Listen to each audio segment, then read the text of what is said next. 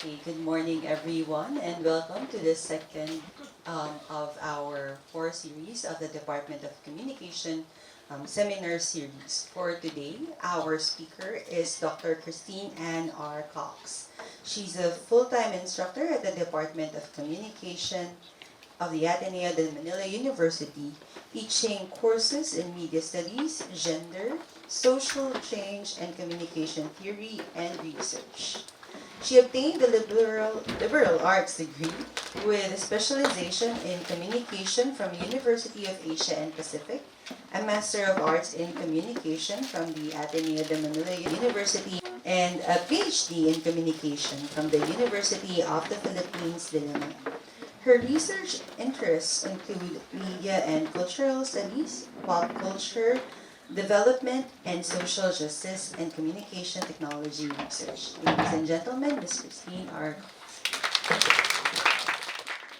Thank you, Ma'am Jazz. Thank you everyone for being here. I'm happy to see all of you and see some familiar faces. But I'm excited to give this talk, which was actually part of my dissertation. So let's begin. So, taking the law into their virtual hands, Facebook and digital vigilantism. Right. So just to give a little introduction. So, I was looking for a topic which would be interesting. It has to be in the area of new and social media. And I was seeing at that time, I was seeing all of these cases where there would be a mob mentality. I'm sure you're familiar with that. When people would jump in, they would say their own thing, give their own conclusions. So I decided to focus on digital vigilantism. So the internet has often been characterized as the wild, wild west of the information age. It's a virtual frontier that promises freedoms and opportunities, but also you can see the varying forms of control, manipulation, even violence, but not physical violence, but rather symbolic violence. And in recent years, the digitization of this information has given way to new and more flexible flows of informations because now everyone has access to a smartphone. We have dashboard cameras, we have CCTVs, we have affordable mobile data plans, and they contribute to what I call a citizen-driven digital surveillance society. So the scope of this has grown and the range of it, and it has facilitated the growth of highly interactive spaces that allow the general public to expose problems and even corruption in society. So same with with real world vigilantism. We know that being vigilant is that you feel like you have to make things right. You have to punish others for their wrongdoing. Digital vigilantism, it works towards the same thing, that retribution, but this one is in an online context. So there are many different forms of vigilantism. There's online shaming, there's doxing, where you're exposing the addresses or where people work, where people, who their friends are, even their mobile number. There are also cyber attacks, and so many other things. And what I want to do, again, is to look specifically at this phenomenon. So, digital vigilantism, according to Trottier, is a process where citizens are collectively offended by other citizen activity. And they respond through coordinating retaliation on digital media, including mobile devices and social media platforms. So as I mentioned, it can include the naming, the shaming, and the posting of personal information of the crime suspects, or at least they seem like criminals in the eyes of people. And they're posted on social media or online blogs, and it uses big data and crowdsources for tracking them, right? So, this trend, it goes towards a certain kind of unregulated community punishment, and it also ends up in something like a trial by social media. So the phenomenon is typically unwanted because sometimes the target is just caught in the right place, or in the wrong place rather, at the wrong time. it can be intense because there would be text, there would be photos, there would be videos that circulate in just a matter of minutes, and enduring. You know, they say if you put it on the internet, it's there forever. It's so hard to scrub that information. So I took a look at some of the case studies, naming and shaming as the new normal. So you have here on the upper left, the infamous, they call her the dog poop girl of South Korea. She was publicly humiliated online when pictures of her refusing to clean up her dog's mess in a Seoul subway station went viral. So it seems harmless, right? But before she knew it, the posts went viral, and then the photos were posted on a popular Korean website, and then the internet sleuths, so they were scrutinizing the photos. So they took note of the breed of her dog, the watch she was wearing, the look of the subway, and later on, information about her was revealed. Her full name, where she worked, and this, it led to online bullying. Okay, so that's the first one. The second one, you're probably too young when this happened, but that's called the I'm a liar girl. I'm a liar there. In 2012, a video clip of a college student arguing with a female LRT station security guard went viral. Kasi di ba in the LRT, they ask you to open your bag and they inspect, and she didn't want. I guess she was having a bad day. We don't know. But she was caught on video making a big fuss, and naging I'm a liar siya kasi, parang may accent siya, I'm a liar. So this really went viral as well, and most people sided with the underdog, the security guard. But the woman was cyberbullied and online shamed for years. And it led to a post-traumatic stress disorder for her. It affected her social life and career. So just a few minutes changed her life, right? And the third one, this was actually my first case study, my only case study before I changed the case study for vigilantism. Something very familiar as well because it happened right here. This was the online bullying incident that happened in the junior high school campus. So the whole incident was captured on video, showing a bully challenging a larger student, taunting him with the words, bugbog o dignidad. Okay, this one also went viral, and many people got involved, many organizations. So days after that, the hashtags were spreading, never tolerate bullying, no to bullying, and hashtag, well, we all know his name, Joaquin Montes, became trending topics. So all of these cases, in all of these cases, new and social media was used to right what people believed to be transgressions, and punishments were meted out without due process. Right? So they were already guilty, they were already pointed at a certain light.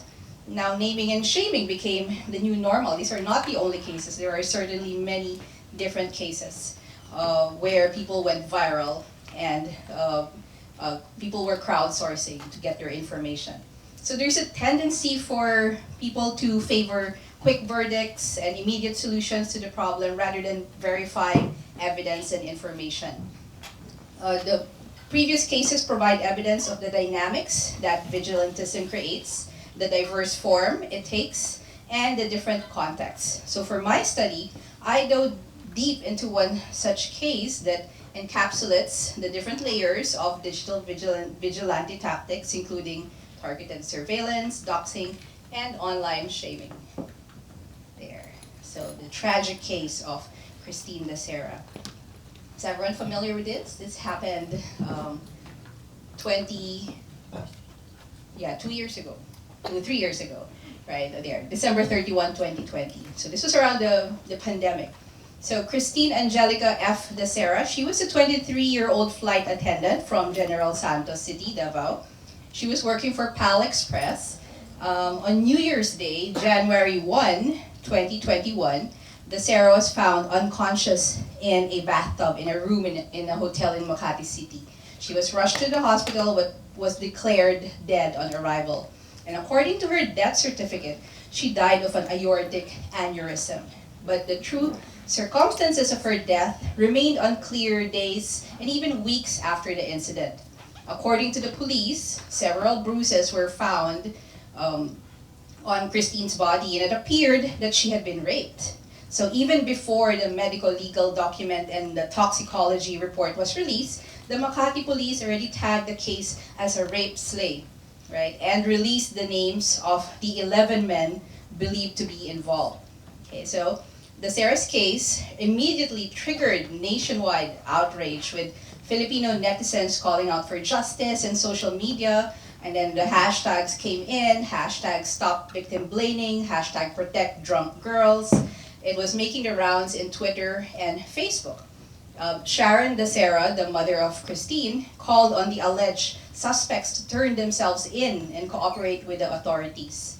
And she even appealed to then President Duterte for swift action on the case. Right? So this incident has opened up many conversations about victim blaming, about women's issues, about gender stereotyping, even talking about the investigating skills of the police, our slow and corrupt justice system. With all of this, the circus and the spectacle all unfolding in traditional and social media.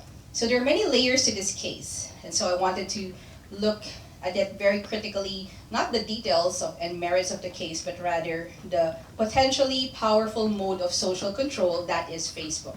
And so I concentrated on Facebook and how it enables and constrains citizen-led vigilantism.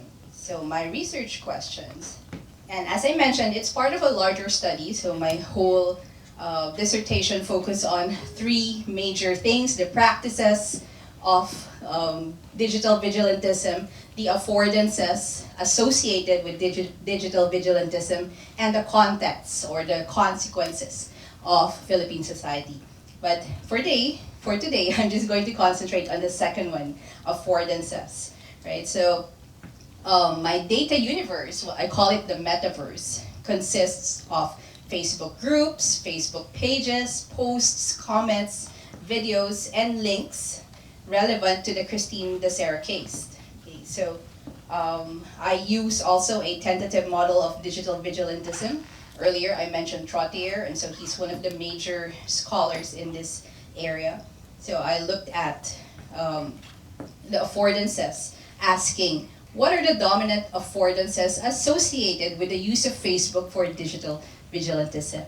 And there's so many affordances, but I concentrated on three paired affordances. I call them the emotion contagion, the surveillance contagion, the information contagion. We'll get to that in a bit, but I will talk a little bit about my research methods. Case study approach. So I only concentrated on one case study, that of Christine De Sarah, and it's already such a rich case study. Right, so case study research involves examining a person, place, event, or phenomenon for the purpose of extracting key themes that may illuminate previously hidden issues. So, and like I said, my original case was Joaquin Montes, where the issues kind of died down quickly. This one is a bit more enduring, so I said, I'm gonna switch to Christine De Sarah. My approach is called ethnography. So it's like an online ethnography. It's defined as a new qualitative research methodology that adapts ethnographic research techniques to the study of cultures and communities emerging through electronic networks. So that's from Cosinets. It's not really a super new method, but I think it's interesting, especially now that a lot is happening on social media. Right? So there are many ways to study the metaverse, the social media universe, and ethnography is certainly one of those things that I recommend. Like if you're doing your thesis or you're doing studies, you can consider ethnography, but there's a very specific method to it. Okay, so you have to read up on that one. My units of analysis are user-generated Facebook content related to the incident, and I used intensity sampling. So if you have any questions, you can ask them later on. So my theoretical framework is affordances.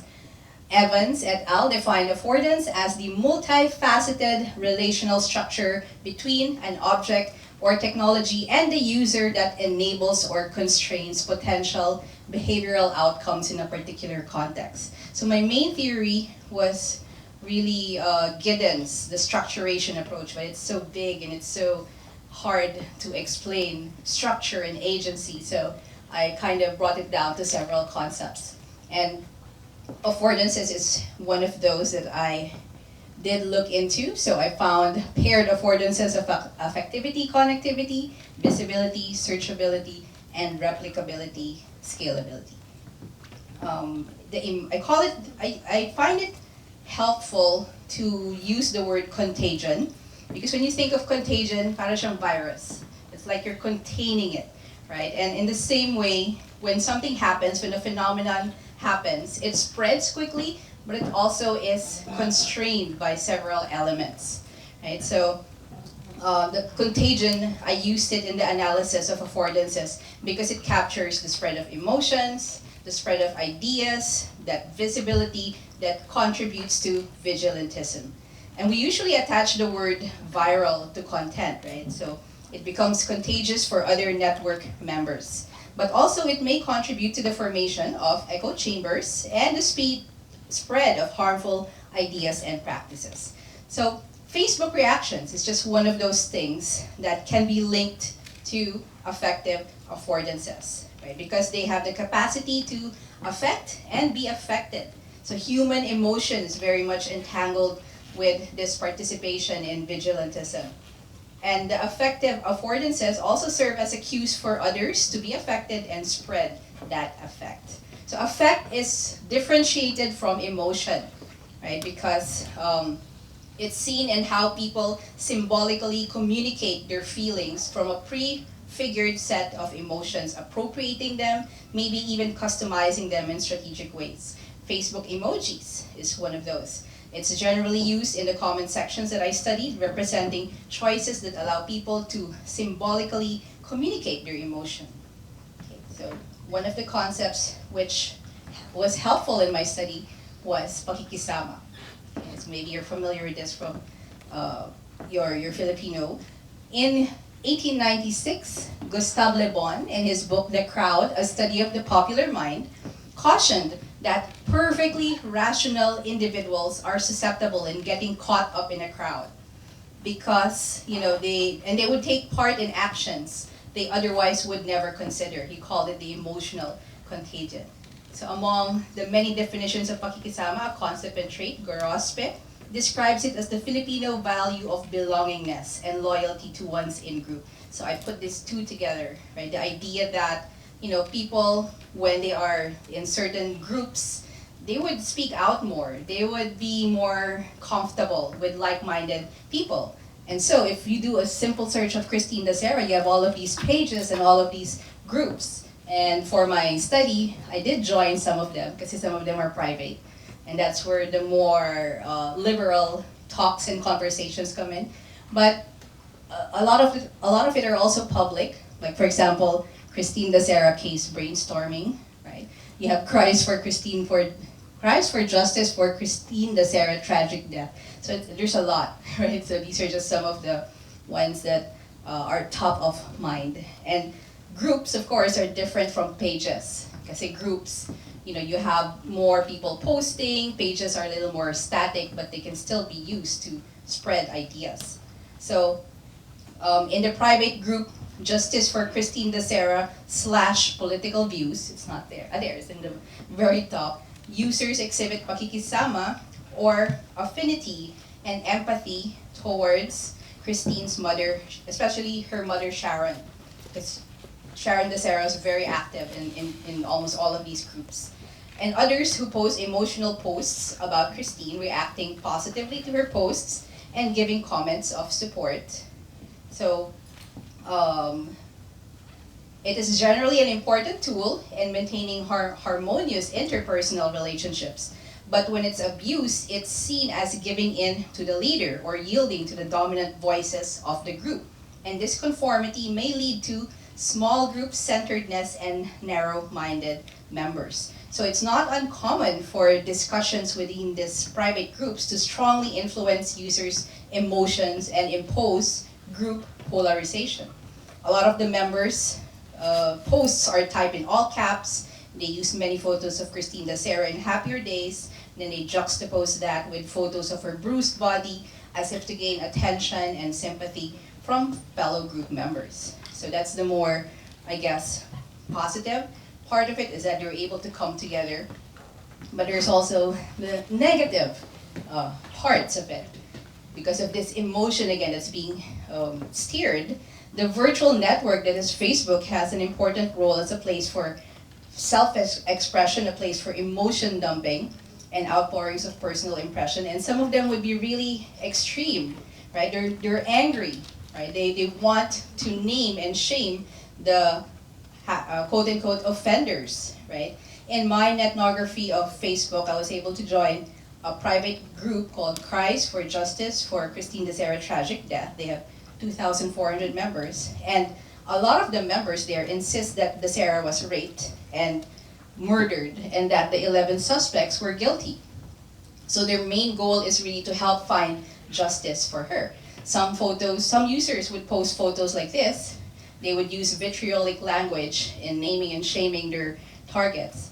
One user uploaded a picture of Galido, Romel Galido, one of the accused, and he was homosexual.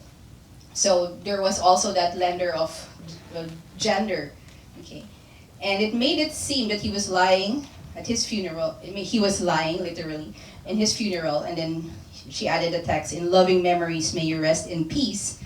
Then in parentheses, "hell, we hate you," devil emojis. So this is just one. There's a lot of these types of posts. Though the users have no personal connection or intimate knowledge of the accused, they feel compelled to malign his character in this space where like-minded users would agree with their way of thinking. So the rich textual content sharing feature of Facebook posts, I mean, compared to, say, Twitter, or, well, back then, hindi pa masyado yung TikTok. So it's more visual oriented, and it makes for the opportunity to share longer vigilantism narratives. These posts also create the opportunity for others to join in on the conversation through comments or show their support through likes and reactions. So it's easier to share.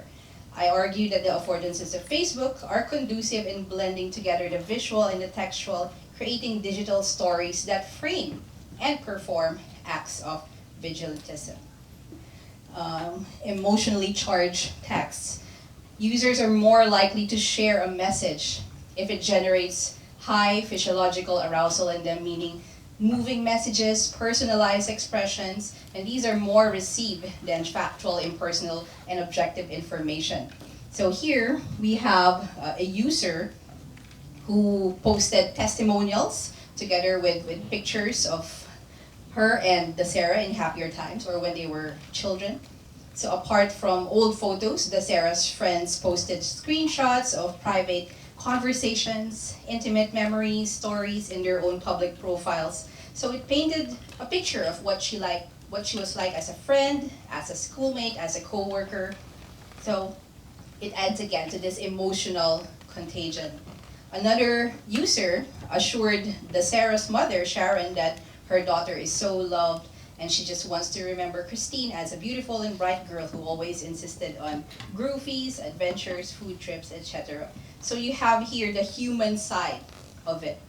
The heartrending posts from people who knew Desera reminded us that Christine Desera was a real person with so much potential that was taken too soon. So these emotionally charged texts were perceived as quite authentic and have important implications, again, of fueling that vigilantism. And still within the emotional contagion, parasocial interaction. Maybe some of you are familiar with this term. So even if you have no connection or relation to Christine Desera, because of all the stories about her, you feel like you know her already. So users like this one make a birthday greeting card for her each year. Again, and parasocial interactions refer to one-sided relationships where one invests time, attention, and emotions on a real or even fictional figure. Right? So new and social media exacerbates the illusion of closeness one has to celebrities because of the increased interactions in social media. Though this era is not your usual celebrity or showbiz personality, her many posts and videos on Facebook makes users feel as if they know her. Right? Yeah, so that is a sample of a birthday greeting card. And again, there are so many in the different groups and pages. It's in this emotional contagion that a rapid circulation of images occurs, officially endorsing the naming and shaming of the offender and educating others that this is a type of transgression, the injustice towards Christine de Serra. That's why they make it seem like there has to be something done. Now, the second contagion I call the surveillance contagion. Right? Though, through the visibility searchability affordances of Facebook, the visibility produced through digital vigilantism, as predicted by Trottier, is unwanted, intense, and enduring. So with the architecture of the internet, web applications and social media allow exposing content to unwanted or invisible audiences, creating what French philosopher and historian Michel Foucault terms a new consciousness of permanent visibility. Technologies assume the possibility of surveillance and monitoring, and the ever online users could assume that the boundaries between the private and the public are amalgamated or negotiated. The multi-layered type of surveillance brought on by the internet pose new configurations of power. It's been described as an omni-opticon. So it used to be panopticon, but now it's an omni-opticon where the many watch the many.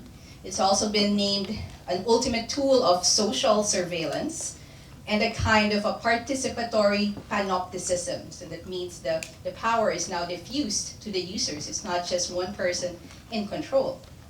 So the introduction of search engines has radically changed the ways in which information can be retrieved. We're very familiar with crowdsourcing, right? It's a phenomenon not uncommon in the network society. And when it involves using a form of pseudo-police work through social media and using narratives of criminal justice, it can be called just that, crowdsourced policing. So it's becoming more and more popular.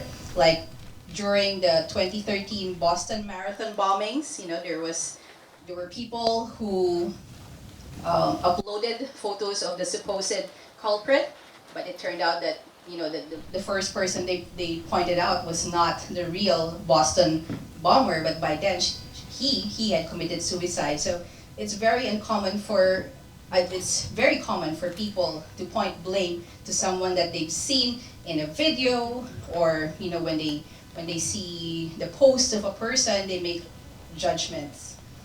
There was also the famous viral animal abuse video, which led to an amateur crowdsourced investigation into the crimes of Canadian Luca Magnotta. And this was the subject of a documentary involving animal abuse on Netflix. So users can document, they can distribute, they can respond to criminal-related events from the safety and comfort of their homes, right? But this crowdsourced justice can also overwhelm and slow police investigations.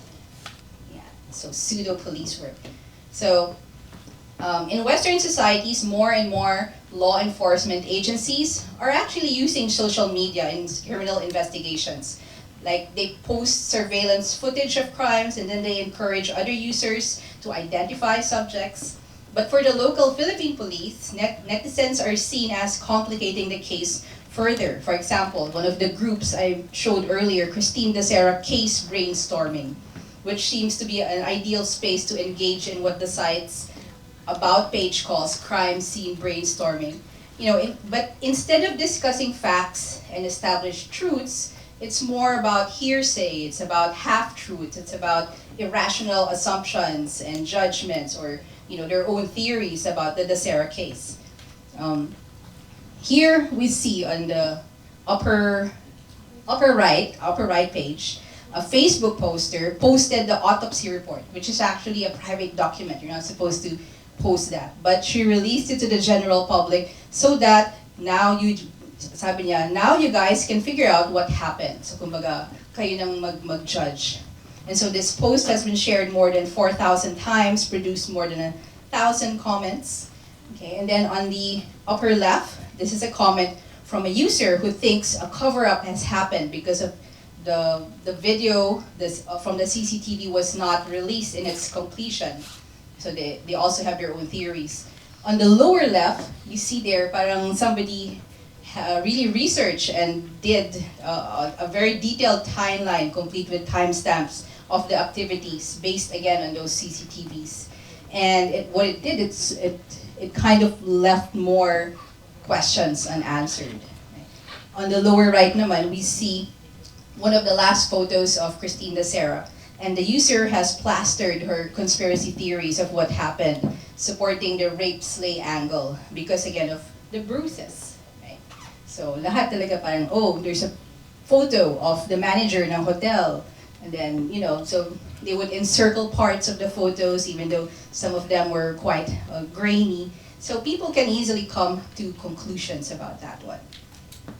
So still within the surveillance contagion, people-powered searching.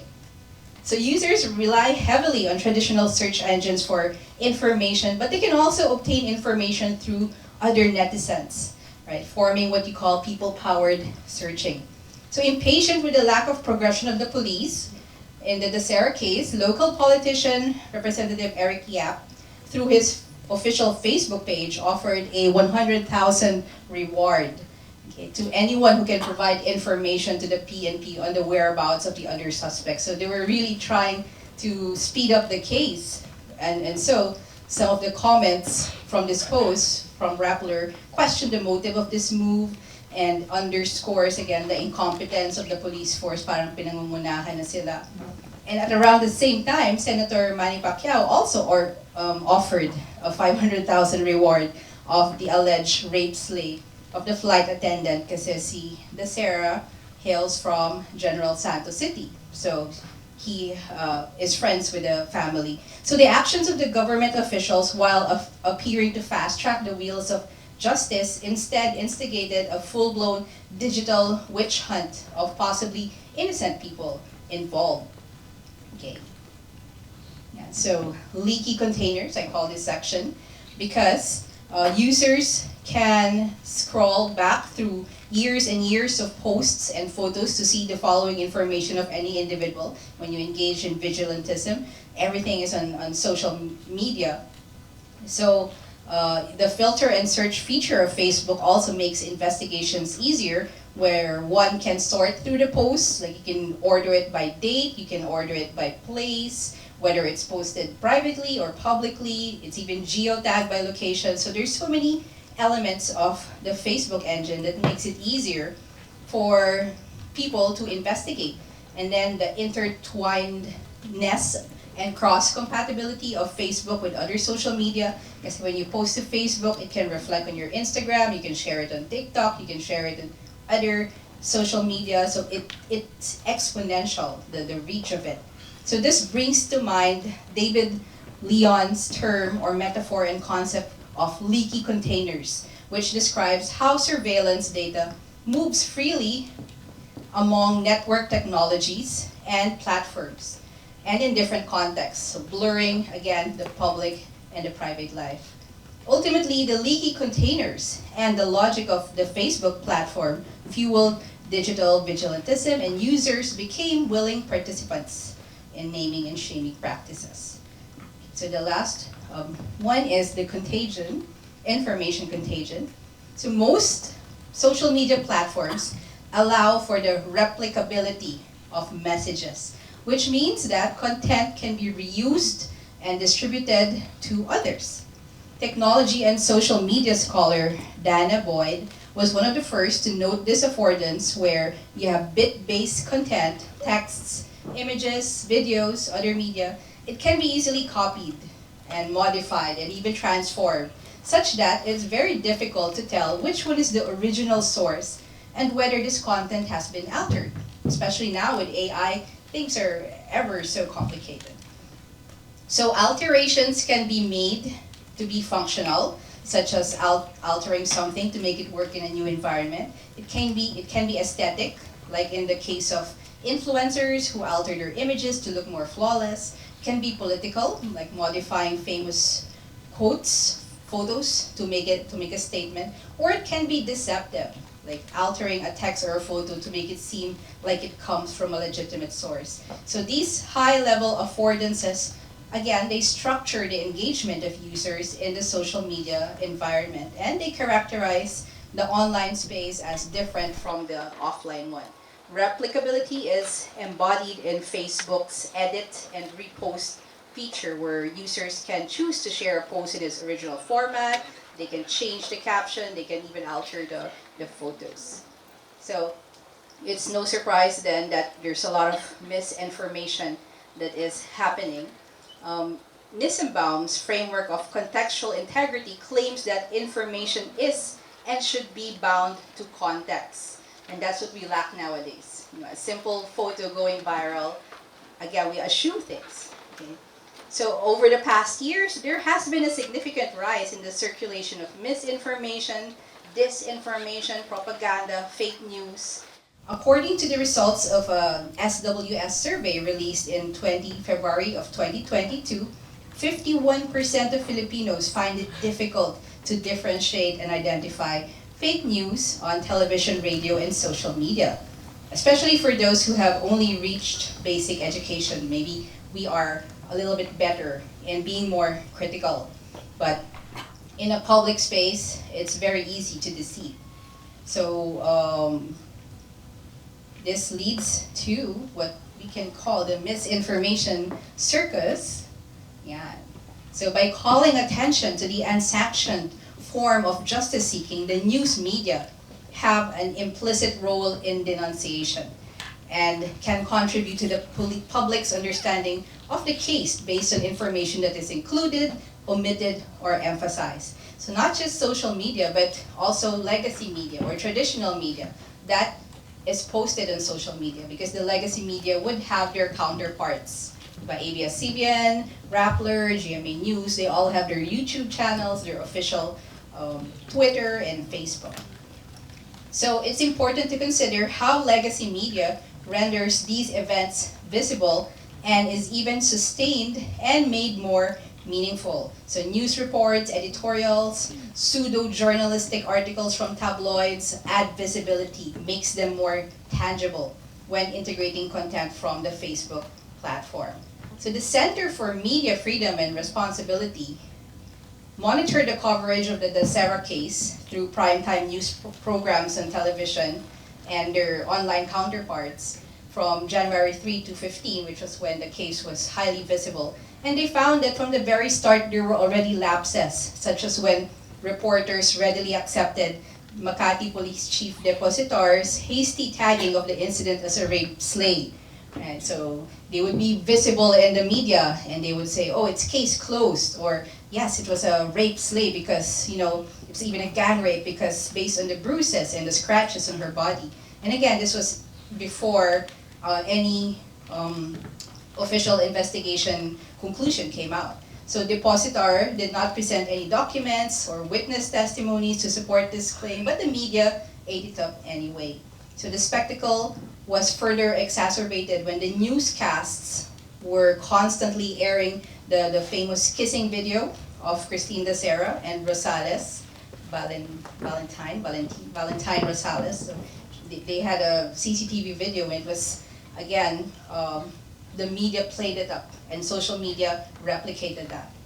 So it really became like a serial drama or like a K-drama. Everybody wanted to know what happened next, or they all had their own theories. So Dasera's death brought out the propensity of people to jump to conclusions without scrutiny of the facts presented from first-hand sources. Right? So sound bites and quote cards created by the news media are easier to circulate in the Facebook platform, but lacks context if one does not read the whole article. So this one. Memes. Of course, there's a lot of memes, right, about Christine Dasera. So again, the content circulated about the details of the case at times is taken out of context or has little to no context at all, and users succumb to false information. In February 2021, Rappler reported that certain posts about Christine Dacera's sainthood were circulating on Facebook. That's the image on top, declaring her to be the third Filipino saint, a patron saint of flight attendants and partygoers. So, di ba, dun pa lang, alam niyo na, what? Partygoers. Another user posted a screenshot claiming that Dacera is the first Pinay saint of the 21st century and that she was already endorsed by the Vatican. So the two posts had a combined 11,200 reactions, 1,500 comments, 16,000 shares. But of course, the information had been debunked by Rappler. They said that, okay, there are procedures of canonization. We only have two saints. They showed official church documents. And some netizens do recognize, the joke behind the posts. They even circulated a fake prayer based on that. The fake prayer makes fun of the party girl demeanor of Dacera. And then more memes were created. But the fact that a news source had to fact check the posts because they had been shared countless times and even had some netizens believing the claim and seeking intercession says something about the sharing culture of Filipinos. A user said that we need a better appreciation of meme culture if satire like this needs to be fact checked. So indeed, memes as units of digital cultural transmission of jokes, parody, satire, and humor have transformed from harmless comments on daily life and subcultural trolling to vessels for social discourse on mainstream politics and civic activism. And one of the more stranger memes in Facebook is a petition to rename Negros Island to Christine Dacera Island.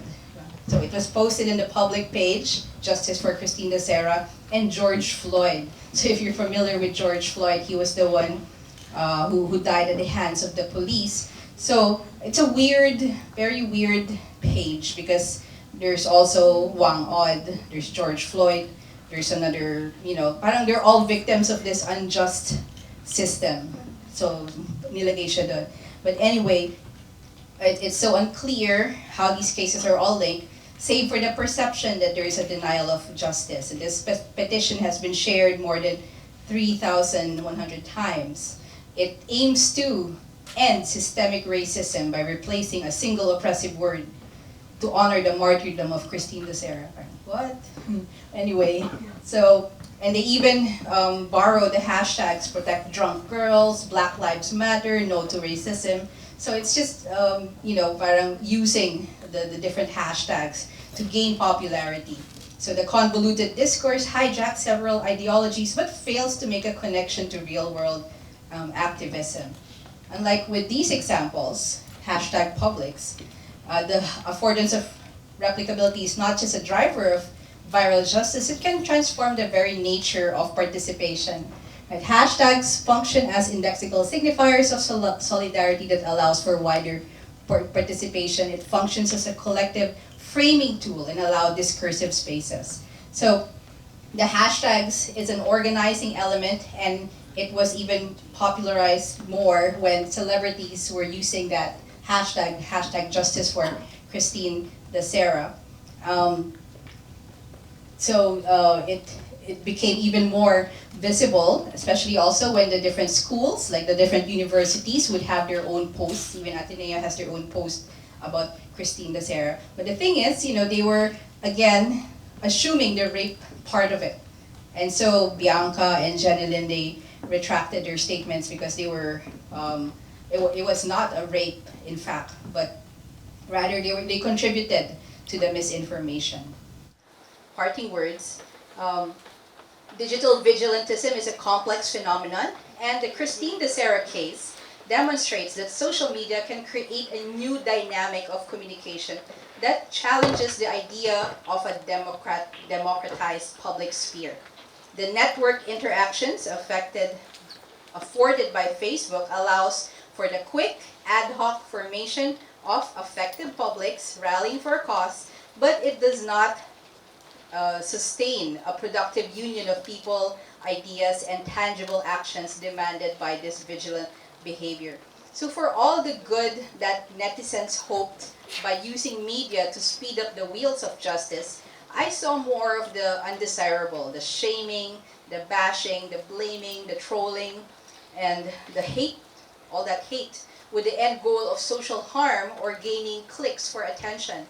The mediated public sphere can facilitate opportunities for civic participation, but it is contentious when driven by post-truth discourses and lacking in context.